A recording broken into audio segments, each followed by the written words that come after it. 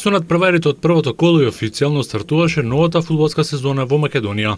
Шампионот Вардар немаше посериозни проблеми против повратникот во прволигашкото друштво, екипата на Македонија Ѓорче Петров. Црвено-црните победија со 4:1 на арената Филип II. Костовски постигна хет-трик. Хоризонт турново со 3:0 победи на гостувањето кај Шкендија во Тетово, а во градското дерби помеѓу Металург и Работнички немаше голови. Пелистер со голот на Драгарски го совлада дебитантот во првата лига Евромилк. Со истиот резултат, Брегалница победи на гостувањето кај Гостивар. Стрелец беше Аксентиев. Напредок и Ренова одигра нерешено 1:1. Следното второ коло на програмата се игра на 25 август.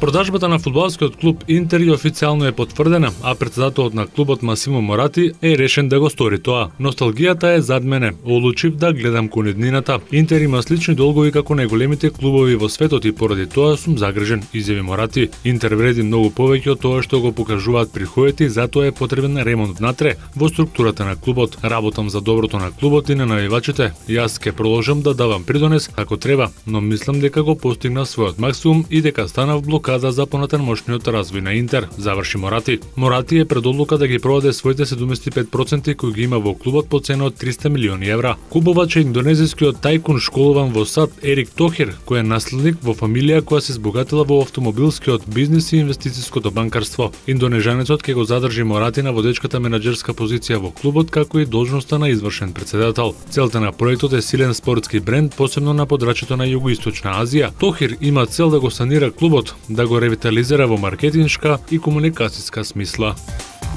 На вчерашниот последен седми надпреварувачки ден на светското првенство во пливање што се одржува во Барселона, не се постигнаа нови светски рекорди. Американката Миси Френклин со 6-тиот златен медал стана неуспешна на едно светско првенство во женска конкуренција со 6 сјајни одличија. Френклин беше дел американската штафета 4 пати по 100 метри мешано, која го освои златниот медал пред Австралија и Русија. Френклин со овој резултат ги мина Треси Каукинс од САД и Лизби Трикет од Австралија, кои имаат освоено по 5 први места. Франција стана третата селекција што освоила злато на 4 пати по 100 метри мешано кај мажите, откако американците поради лошата втора замена на Кевин Кордес, кој предвреме стартувал, беа дисквалификувани. Среброто и припадна на Австралија, а бронзата на Јапонија. На 50 метри грбно, французинот Камил Лакур триумфираше пред сонародникот Жереми Стравиус и американецот Мет Гревис, кој го поделија второто место. Јулија Ефимова остана без светскиот рекорд, но во финалето ја победи литванката Рита Миулотите на 50 метри градно. Американката Джесика Харди го освои бронзениот медал. На 400 метри мешано кај мажите златото го освои јапонецот Даива Сето пред Кейс Калиш од САД и Тиаго Переира од Бразил. Во истата трка кај дамите победи унгарката Катинка Хосу, која ги обедини титулите на 200 метри и 400 метри мешано. Втора беше шпанката Белмонте Гарсија, а трета американката Елизабет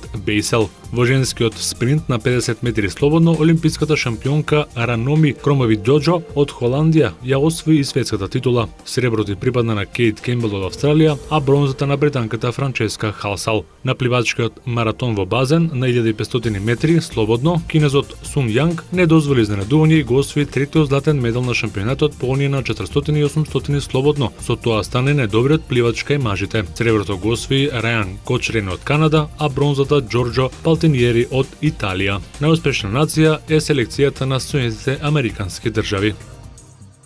Аргентинецот Хуан Мартин Дел Потро го освои АТП 500 турнирот во Вашингтон, откако во финалето беше подобар од домашниот тенисер Џон Иснер во 3 сета, 3-6, 6-7 и 6-2. Аргентинецот не го започна најдобро мечот како што просакуваше, па Иснер брзо направи брейк и успеа да ја сочува таа пренос во првиот сет. Во вториот и во третиот сет гледавме сосема поинаква игра на Хуан Мартин Дел Потро, кој дури фуриозно ги доби останатите два, при тоа дури 4 пати одземувајќи му го сервисот на противникот. Ова за Дел Потро беше 15-та АТП титула во неговата кариера, втора годинава. За неја ќе добие $295,200 и 500 поени на АТП листата. Иснер ќе инкасира $134,600 и 300 АТП поени. Среден предизвик на тенисерите е Мастерсот во Монтреал, односно Роџер Скупот кој започнува денеска.